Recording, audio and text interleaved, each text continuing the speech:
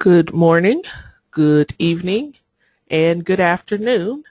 You are attending the Yahuwah Direct webinar.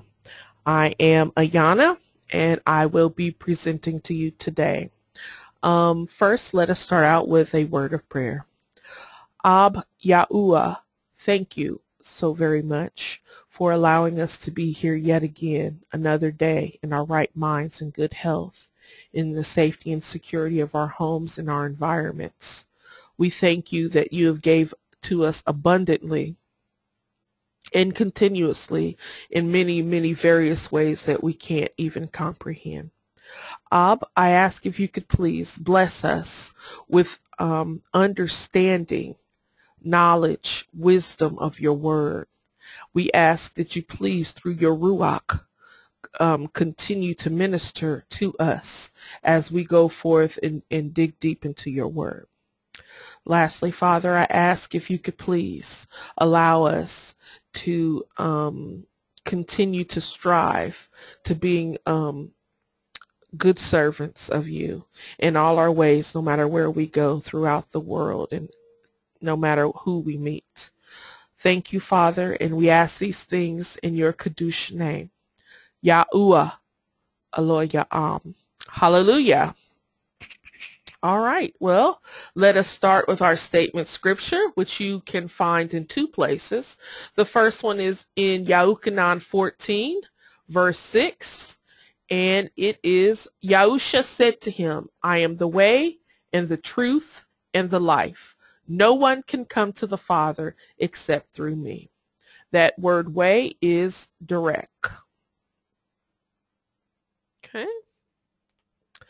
Now, direct you can find in Strong's 1870. It is a road, figuratively a course of life or mode of action, adverbially a journey, a manner, or a pathway. And as you can see here in this picture, that is a description of the narrow path. And obviously we would be walking down that into the wilderness in a single file line. Not many people use this path, and that is a description of direct or the way. You can also find the word direct in Ma'asai, that would be Acts chapter 19 verse 3, and it talks about that there is a disturbance in, I believe, Macedonia about the way, and the way is the belief in that Yahusha came and that he died as a sacrifice to atone for our sins. So they called it the way. We were not called Christians. I know that people believe that, but that is not what we were called. We were called followers of the way. The word Christian, which is derived from the Latin word, and I don't know how to say it properly, so forgive me, Christianos, is the term that the Romans gave to followers of the way. That is not what they call themselves. That was the name that they were given. All right, so let us continue on to the Hashema, which in English is rendered the hearing. This is just an abbreviated version of it, but you can find this version in Devarim, that would be Deuteronomy, chapter 6, verses 4 through 6. Shmai Yasharal, Yahuwah Eloah Ya'am, Yahuwah Akkad.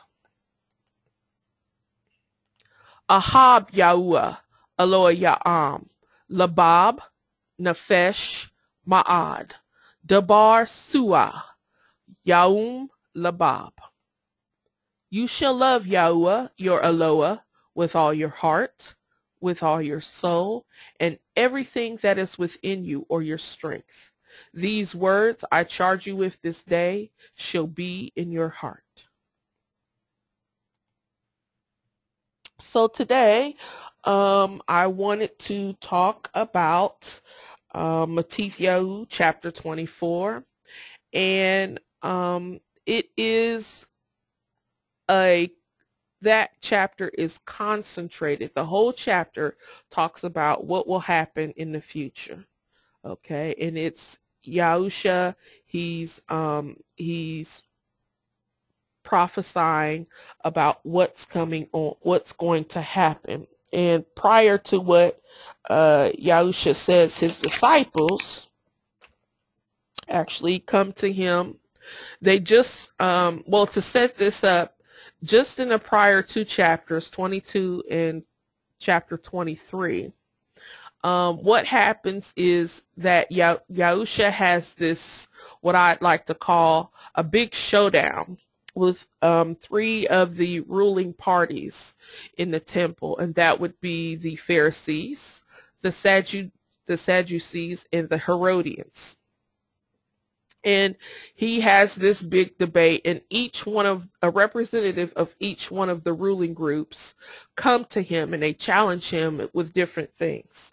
So he talks to the crowd, and he confronts each of the three groups, and he pretty much tells them how their ways are hypocritical. He tells the crowd not to follow their ways, and then he exits the temple. So then we arrive to chapter 24, and as he's leaving the temple, the Malakia, or the disciples or the apostles, they point him out to this building that you see here. This is a replica, and it was a magnificent feat for back in the day. And they talk about, and it was white like this, and in the sun it showed very brightly, and it was very, regal looking. And Yahusha begins to tell them, that first of all, don't marvel at these buildings because they'll be torn down. And then he goes on to prophecy. So we're going to call this today the temple, the end of the age, and Messiah's coming. Matthew 24 verses 1 through 3, which is the opening to the prophecy, the prophesying that Yahusha says. And going out of the temple, Yahusha went away from the set apart place, that would be the temple, and his taught ones came near to point out to him the buildings of the set apart place. And Yahusha said to them, do you not see all these? Truly, I say to you, not one stone shall be left here upon another at all, which shall not be thrown down. And as he sat on the Mount of Olives, the taught ones came to him separately, or another term is privately, depending on your scriptures, saying, say to us, when shall this be? And what is the sign of your coming and of the end of the age? So obviously by their they were concerned enough to pull him aside, to pull Yahusha aside and ask him. They were shocked that he said the temple would come down. And so they wanted to know a little bit more. One of the things I'd like to point out that isn't often pointed out is that here it says that he went out of the temple with his taught ones. This is more than just the 12, okay? Because later on, if you see here, down here, the taught ones came to him separately. So obviously there was a crowd, and there were some of his followers that were following behind him. But then the 12 came to him separately and asked for the signs of his age. So I just wanted to show that. Now, here is a view of the Temple Mount this is what you would see if you were sitting on the Mount of Olives. Okay, so now we don't know exactly where on the Mount of Olives Yahusha sat, but here is a view of it. And this picture is what it looks like today. And some of the things that I'm going to say today may be controversial. But I'm saying this because I want to provoke thought. And I have mentioned this several months ago for those of you that were listening to the former webinars that I presented on. I mentioned this once before, and I will mention this again. So let's go back and see what Yahusha said. Do you see these? Do you not see all these?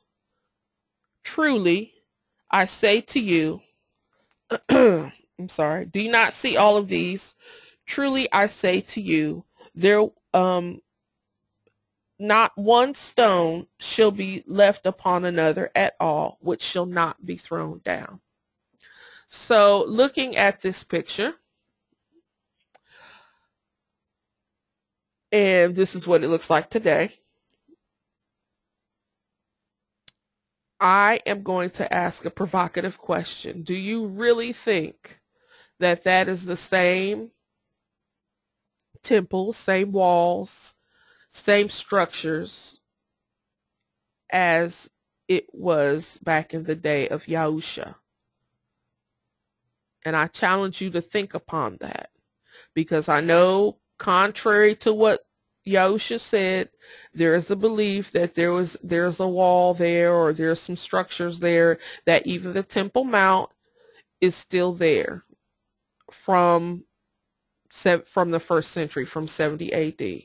But I ask that you think about that and compare that with the words of Yahusha. So, moving forward, the apostles, or the Malakia, or the taught ones, they, in this chapter, ask Yahusha 3 questions. When will the temple be destroyed? What is the sign of Yahusha's coming? And what are the signs of the end of the age? So, let's go to question 1. When will the temple be destroyed? This picture that you see here is a picture of a stone relief that is on the Ark of Titus, and it is a depiction of Roman soldiers. You can see all of them have the little the crown ivy crowns, and you can see their Roman dress, and they are actually carrying off, this is a depiction of them carrying off items from the temple in 70 AD or 71 AD. And as you can see, here's this huge menorah,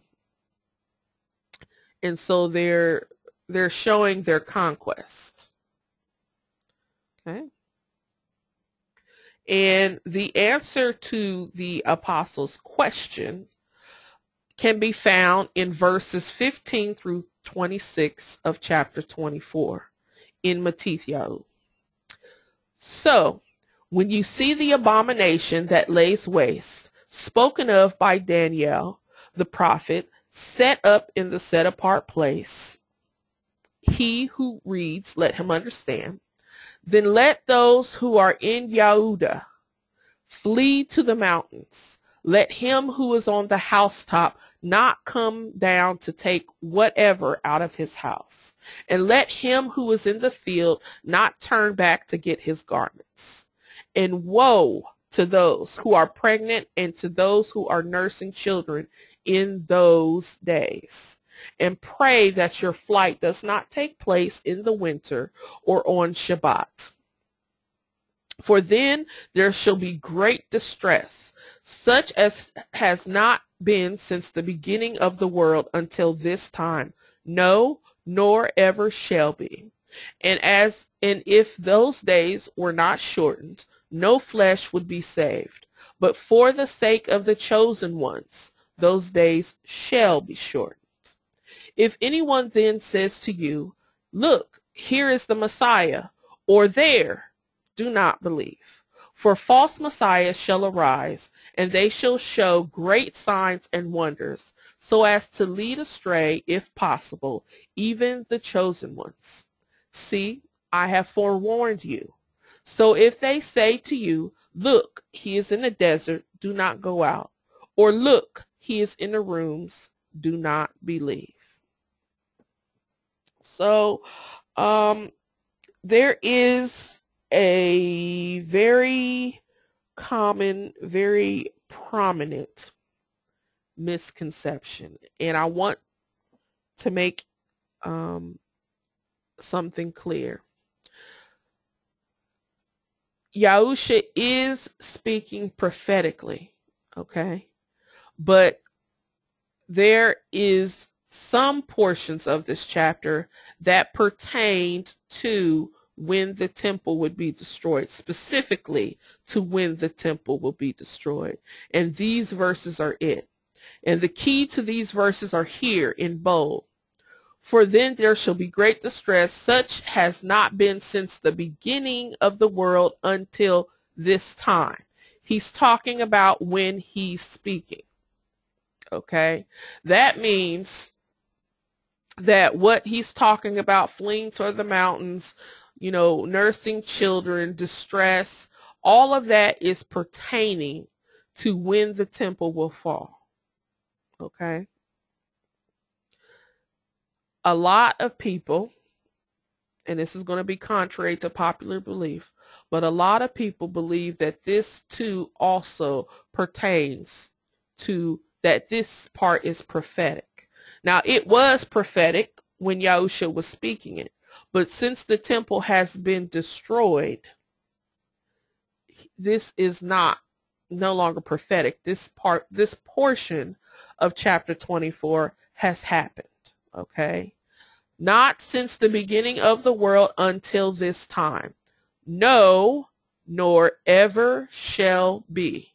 So after the temple was destroyed, okay, this great distress, the distress that the Yahudim, the Yahudi, the people, the Hebrews, as they're called today, the Jews,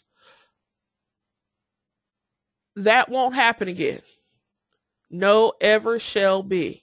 It already happened. The temple happened. People fled. They were removed from Jerusalem. They were in mountains and caves and everything. And many people were slaughtered. And that happened. Okay? So, and I know that's contrary. I know that that's contrary to popular belief, but this portion has happened. Okay? But that does not mean he did not talk about the future, and we'll go to that right now. The second question is, what is the sign of Yahusha's coming? And this picture here, Yahusha, he talks about that he will come like lightning that flashes in the east and that's shown into the west. So let's go there. The scriptures that pertain to that question of what are the signs of Yahusha's coming are addressed in two places. I only have one on the screen for you here because chapter 24 is really long. But the first place is here, verses 27 through 33. And also, you can go to verses 37 through the end of the chapter. That also is talking about signs of Yahusha coming. For as the lightning comes from the east and shines to the west, so also shall be the coming of the Son of Adam be. For wherever the dead body is, there the vultures shall be gathered together. And immediately after the distress of those days, the sun shall be darkened, and the moon shall not give its light, and the stars shall fall from heaven, and the powers of the heavens shall be shaken. And then the sign of the Son of Adam shall appear in the heavens. And then all of the tribes of the earth shall mourn, and they shall see the Son of Adam coming on the clouds of the heavens with power and much esteem. And he shall send his messengers with a great sound of a trumpet, and they shall gather together his chosen ones from the four winds, from one end of the heavens to the other. And learn this parable from the fig tree. When its branch has already become tender and puts forth leaves, you know that the summer is near. So you also, when you see all these, know that he is near at the doors. So, in this one portion where it talks about Yahushua's coming,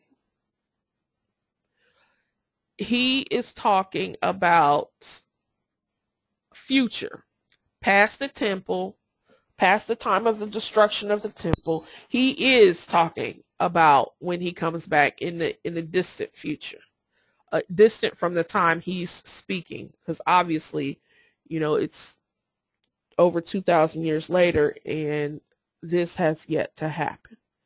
Okay, so it says that he's coming on clouds with power, and every tribe on the earth shall mourn.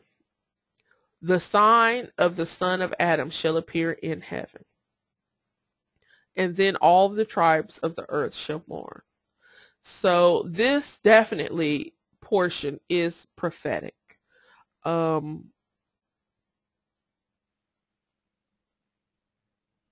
I would say that the sound of the trumpet is very close to the Feast of Teruah, or the Feast of Trumpets, as some people know it. In the Feast of Trumpets, traditionally, there are several blasts of the shofar or the ram's horns. And there are several short blasts, but at the end of the blast, there is one long sounding, loud and long sounding of the trumpet in the Feast of Trumpets, or Teruah. Okay. This is probably likening to that. And some people have used it to say, well, this is definitely when Yahushua is coming back during the Feast of Trumpets. Now, this parable of the fig tree, I'm not sure, because we don't live over in the Middle East, and I'm not sure if this would line up with the time of Teruah, but I will have to do more research on that. But pretty much these scriptures are talking about future tense. So let's move on to the third and final question that the apostles asked Yahushua, and that is, what are the signs of the end of the age? And as you can see here, this is a terrible picture, but I'm sure the reality will look much worse than this. This looks more like a nuclear fallout. But if you have read any of the accounts in, even in Matthew 24, in the book of Revelation, the book of Chazu, it's dreadful. It sounds worse. It looks, the way it's read, it looks worse than this could ever be. Stars falling and smoke and everything, and just terror, people trying to die, and they won't die, and it just sounds terrible. So this picture was the worst I could come up with, but I'm sure the reality will be even worse than this picture. So in answer to when the end of the age is, can be found in two places. One short verse in 36, and then in the verses of 4 through 14. 36 first. But concerning that day and the hour, no one knows, not even the messengers of the heavens, but my Father only. So, despite contrary popular belief that 2012 will be the end of the world and that May 21st is the day of reckoning and all those other popular previous dates, Y2K and all that other stuff, no one knows. I know last year there was some elderly man from some church in California, and he predicted the end of the age, and that day came and that day went. And then he predicted another age, and that day came and that day went, because no one knows. Okay, no one knows. In the verses of 37 through the end of the chapter 24, Yahusha says that no one, he's going to come when people least expect him to. And he gives several warnings to always be aware, always be on guard. So a predicted date is not going to happen, because he says no one's going to know. It's going to come upon you like a thief in the night. So that means you are asleep. And we talked about being the term sleep a couple of weeks ago. While men slept, while men were unaware, while men were in slumber with the word of Yahweh. So thief in the night, you're asleep. Let's read on verses 4 through 14. And Yahusha answering said to them, take heed that no one leads you astray. For many shall come in my name, saying that I am the Messiah, and that they shall lead many astray. And you shall hear of fighting and reports of fightings. See that you are not troubled, for these have to take place, but the end is not yet. For nation shall rise against nation, and reign against reign, or kingdom against kingdom. And there shall be scarcities of food, and deadly diseases, and earthquakes in places. In some verses it says diverse places. And all these are the beginning of birth pangs. The end is not yet. Then they shall deliver you up to affliction and kill you, and you shall be hated by all nations for my name's sake. And then many shall stumble, many believers shall stumble, and they shall deliver up one another, and shall hate one another. And many false prophets shall rise up and lead many astray. And because of the increase of lawlessness, the love of many shall become cold. But he who shall have endured to the end shall be saved. A couple of things. First, I'd like to talk about this first highlighted portion. Take heed that no one leads you astray. This is the very first comment preceding the questions, of the apostles, of the three questions. So the very first thing out of Yahusha's mouth is take heed that no one leads you astray. For many shall come in my name. Now, Yahusha is talking to his apostles, the 12. He is a Hebrew-speaking man, speaking to Hebrew-speaking men. And he is saying, and he uses the term Messiah. So, he is saying that his legitimate name, not some of the names that are commonly used today, okay, his legitimate name. And they will be saying that Yahusha is the Messiah. I want to point that out. Messiah. Okay. In some of your verses, it will say Christos, but that means anointed one. Well, so does Messiah, the anointed one. So they're going to come legitimately in Yahusha, or in some people, Yahushua's name. Some will also come and say that they themselves are the Messiah, but that is not what he's talking about here. Okay, he's talking about his name, and they will lead many astray. The second thing that I would like to point out is that we see these things now: scarcities of food around the world, deadly diseases, and earthquakes.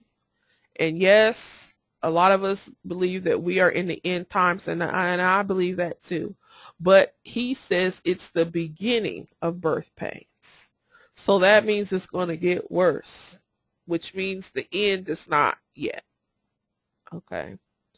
The third thing I'd like to point out is that many believers shall stumble. That means they will fall away from the true faith. And they shall deliver up one another. So one believer will tell or will reveal another believer. Okay. And the nations will hate you and will kill you for the name of Yahuwah.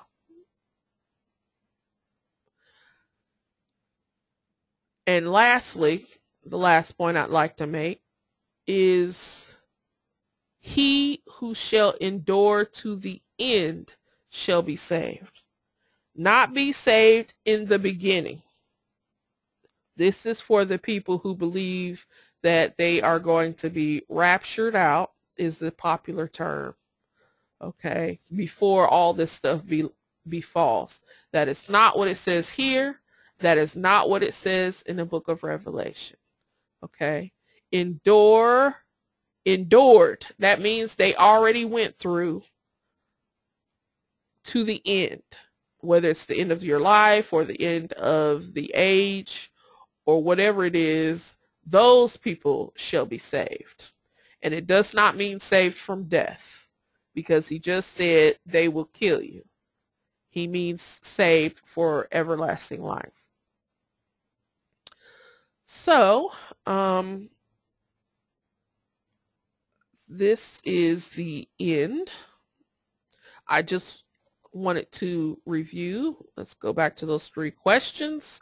In Matthew 24, when will the temple be destroyed? What is the sign of Yahusha's coming, or the son of Adam, or the Messiah, or the Mashiach? What's the sign of his coming? And what are the signs of the end of the age? And as always, this webinar and all the previous ones are recorded. If you'd like to review this or look over some of the verses, you can go to youtube.com. You can use this link here, or you can go to the channel and put in Yahuwah Direct into the search box. It will lead you to the Yahuwah Direct channel. And also, if you have comments or questions, complaints, suggestions, praise reports, or if you would like an invitation to the live webinar, or you would like to issue one to someone, you or they can contact me at yahuwahdirect@yahoo.com. At this point, I am Ayana. That is me here, Ayana. And I would like to say, may Yahuwah abundantly bless you and your family with his ahab, that's his love, and his shalom, that is his peace. Thank you very much.